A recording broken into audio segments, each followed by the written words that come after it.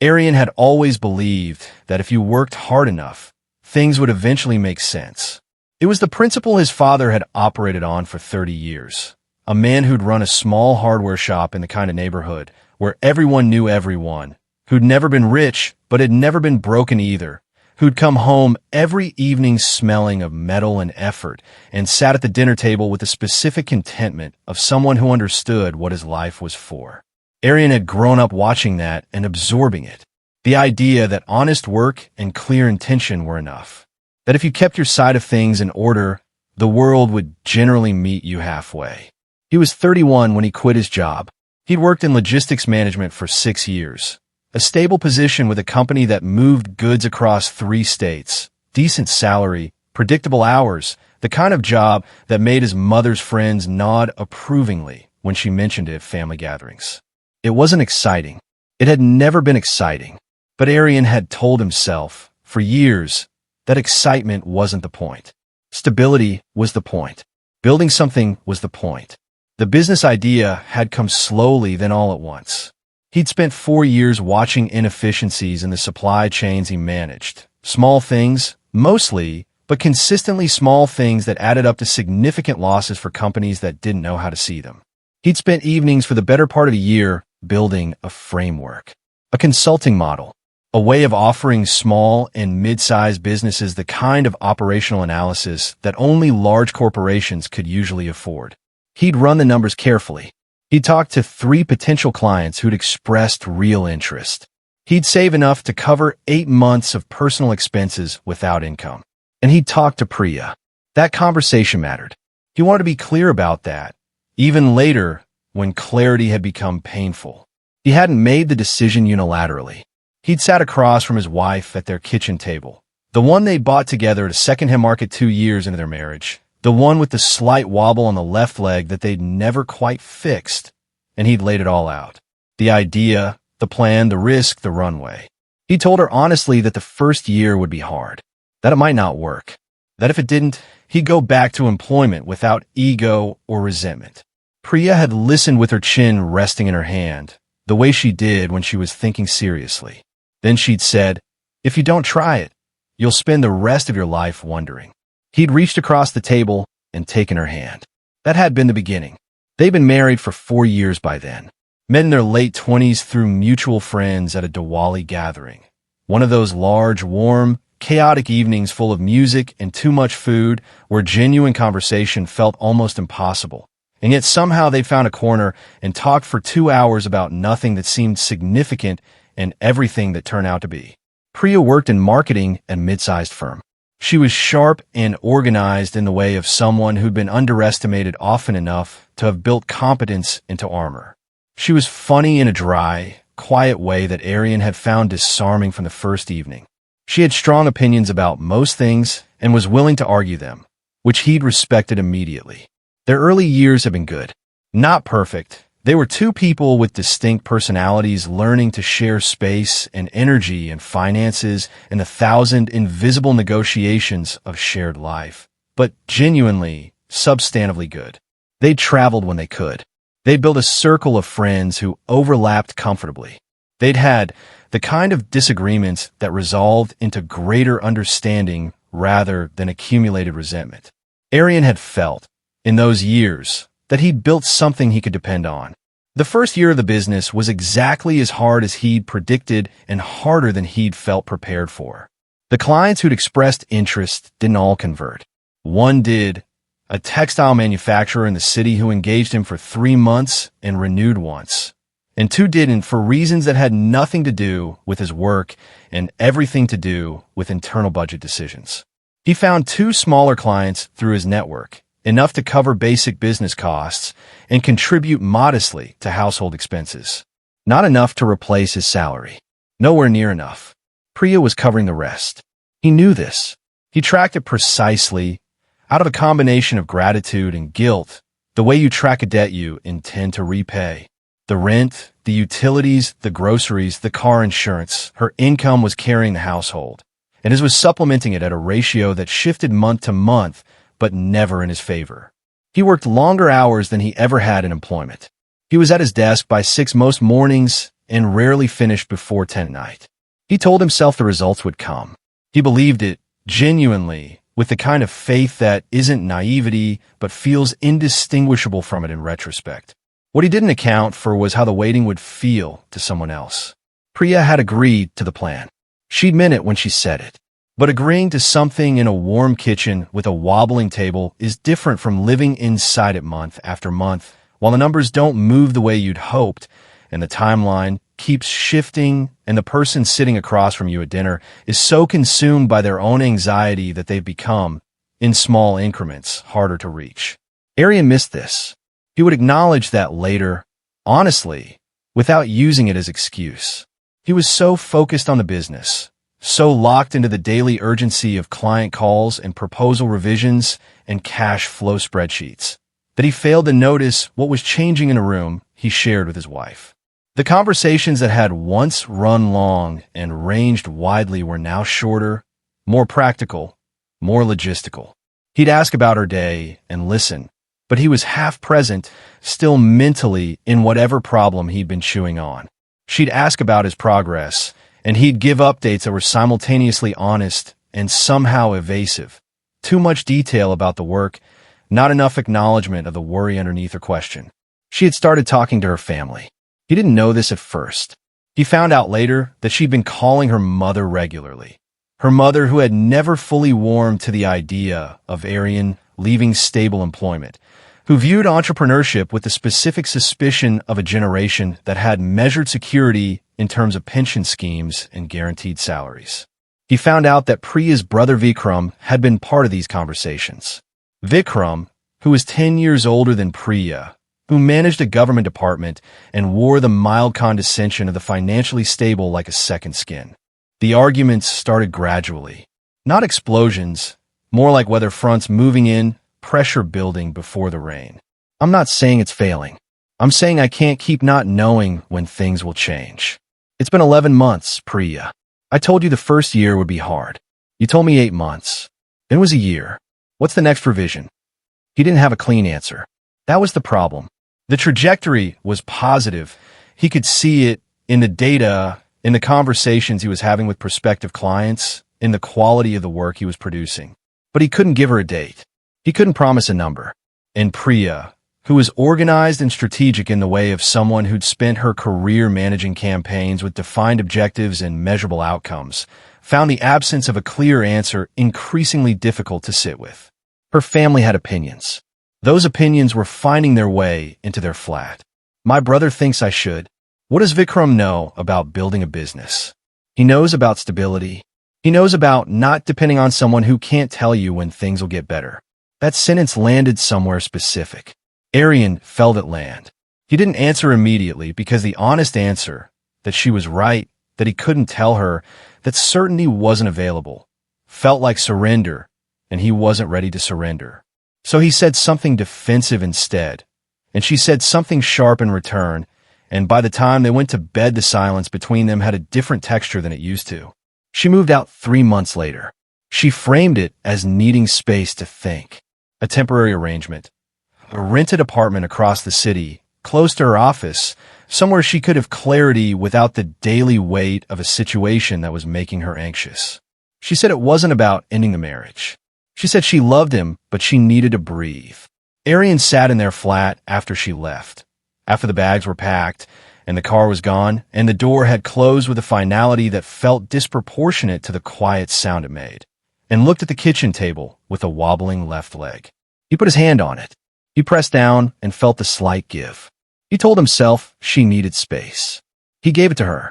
He threw himself back into the business with a focus that was partly genuine and partly a way of not thinking about the empty flat. He worked. He landed a significant client, a logistics company, of all things, that engaged him for 6 months of operational review at a fee that finally changed the shape of his bank account. Then another client. Then a referral from the first. The business wasn't thriving yet, but it found its footing. The ground beneath it felt, for the first time, solid. He called Priya, told her about the new clients, heard the shift in her voice, not dramatic but real, a loosening of something that had been held tight. They began talking more, not about the marriage directly at first, about ordinary things, daily things, the careful re-establishment of contact between two people who'd grown wary of each other. Then about more. She came to meet him for coffee on a Tuesday, then for dinner on a Saturday. The conversations lengthened. The old warmth began to surface, cautiously, like something that had been hibernating. He let himself hope. When she suggested they try again, properly, fully, moving forward together, he said yes without hesitation.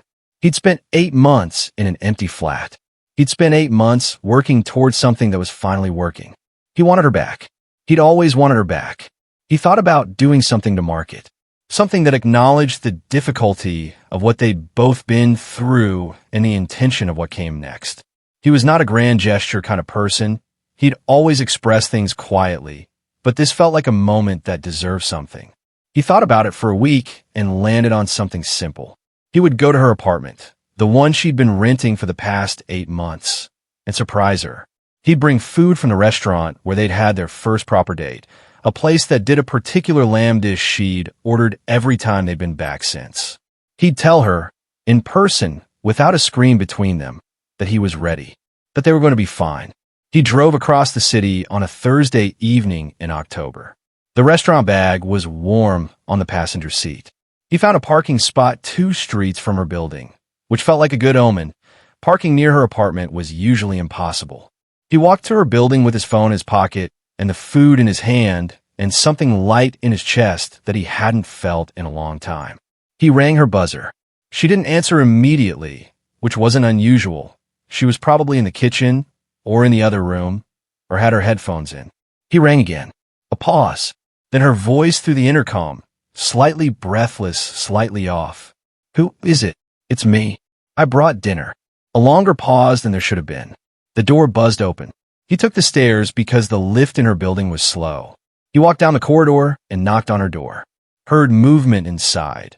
More than just her, he registered that at the level of instinct before it became conscious thought. Her voice. Low. Not hers. The door opened. Priya stood in it. She was wearing clothes she'd clearly just put on. He knew, in the way you know things about someone you shared a life with, that something about how she was dressed was slightly wrong, slightly hastily assembled. Her face when she saw him was complicated in a way that took him a moment to read. Not just surprise. Something else. Something that was trying to arrange itself into something else and couldn't quite get there in time. Behind her, visible through the gap between her shoulder and the doorframe, a man was sitting on the sofa. Arian didn't recognize him immediately. Then he did. He'd seen him once before at a work event of Priya's he'd attended 2 years ago. Her manager, Suresh, mid-40s, senior position, the kind of man who took up space in a room with an ease that came from years of being the most senior person in it. Arian looked at Priya. She didn't say anything. He looked at the bag in his hand. The food from the restaurant with the lamb dish. He set it down carefully on the floor of the corridor. He didn't know why he did that specifically. He just didn't want to be holding it anymore. He turned around and walked back to the stairs. She called his name once. He kept walking. He sat in his car for a long time. The engine off, the windows fogging slightly in the October cold. The restaurant bag was upstairs in the corridor of her building. He'd left it there. He didn't think about that logically.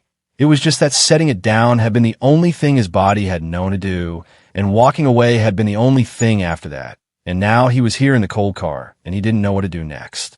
He called Vikram. He didn't know exactly why he chose Vikram, Priya's brother, not his friend, never his ally. Maybe because Vikram had been part of the conversations that led to this, and some part of Arian thought that meant he deserved to know how it had ended.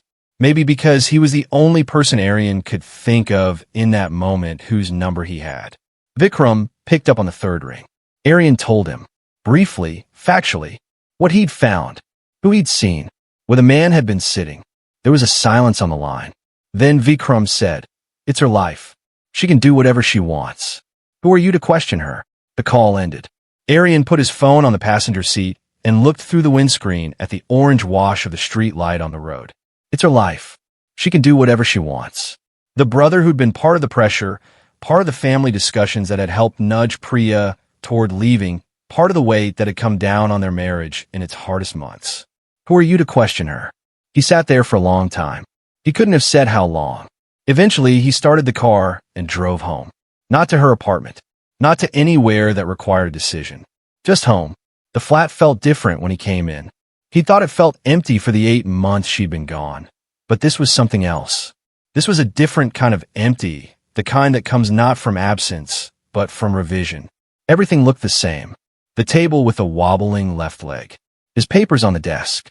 The photograph of the two of them from their honeymoon on the shelf in the hall, taken by a stranger who'd offered and framed it better than either of them expected.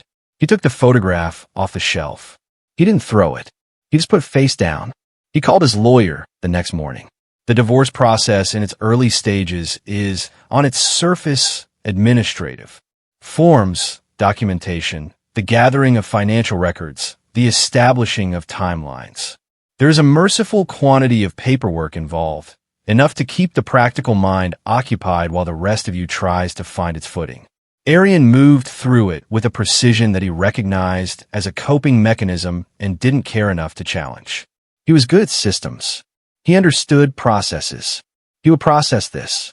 What he hadn't anticipated was the collapse that came at night. Not dramatic. He wasn't a man given to dramatic collapse. It was quieter than that, and somehow worse for its quietness. It came in the form of 3 in the morning with his eyes open and his mind running, not over the moment he'd stood in the doorway with the restaurant bag, but over further back, over the kitchen table conversations. Over the early years, when everything had felt like something being built. Over the specific quality of her laugh at that first Awali gathering, in the corner, talking about nothing. Over the way she'd said, if you don't try it, you'll spend the rest of your life wondering, and how he'd felt when she said it, like someone had finally seen the whole of him and found it worth backing. He had trusted her completely. That was the thing that turned in him most sharply. Not the betrayal in its mechanics, the who and the when and the how long, but the trust. The specific, unguarded, total nature of his trust in her. He was not a naive man. He was, professionally, someone who identified risk for a living. He'd built a career on understanding where systems were vulnerable. And yet at home, with Priya, he had simply and entirely trusted. Had looked at their marriage and thought, this is the one thing I don't need to audit. He thought about what his counselor had said to him months earlier, back when Priya had first moved out. He'd gone in looking for guidance on the business, on managing the pressure, and had mentioned the separation almost as context, something on the margins. His counselor had listened and then said, carefully, that when communication drops and distance increases in a marriage, there are risks involved. That he should stay aware.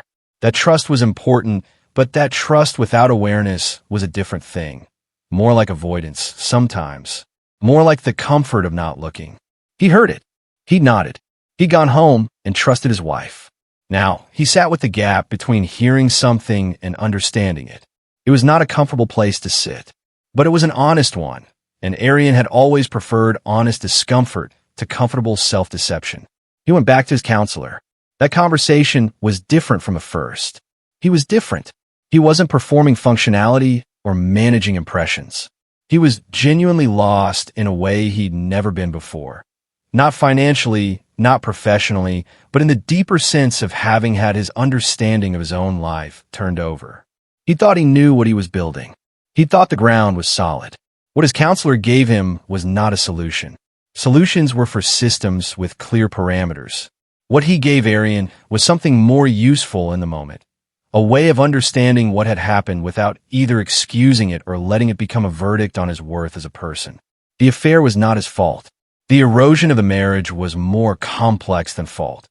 It was a failure of communication on multiple sides, a set of misaligned needs that had never been honestly named, a distance that had grown in the space where honesty should have been. He had contributed to that distance. He could hold that without it meaning he deserved what had happened. That distinction took weeks to absorb. He returned to it often, turned it over, set it down, picked it up again. The business continued. That was the strange, grounding fact of his days, that the thing he'd almost lost everything to build had decided, in its own time and without sentiment, to work. Clients came through referrals now. His reputation in the city's mid-market business community was developing its own momentum. He hired his first part-time analyst. He moved to a better located office space. The numbers, month by month, looked like something he was no longer ashamed to name. He didn't think about that as a consolation. He'd been careful, with his counselor's help, to stop ordering things on a hierarchy of worth, as though the business succeeding made the marriage failing mean less, or the other way around. They were separate. Both were true. He'd lost something real and irreplaceable. He'd built something real and sustainable. Both of those things could exist in the same life without canceling each other out. What stayed with him, through all of it, was the image of himself at the door of her apartment. The bag in his hand, the warmth of it, the lightness in his chest that he'd allowed himself to feel on the walk from the car, the specific foolish optimism of surprise, of wanting to arrive as something good. He'd been so certain that the story he was living was the one where you work hard, you weather the hard years, and the person beside you weathers them with you. He'd been wrong about the person, not about the rest. That was the thing he carried forward. Not bitterness. Bitterness was a way of staying in the same place, but a harder-edged understanding of the difference between trust and blindness. The difference between faith in someone and the avoidance of looking at them clearly. He'd loved Priya. He still believed he'd loved her genuinely, and he believed she'd meant it when she'd said what she'd said at the kitchen table about the business. But love without attention is not enough.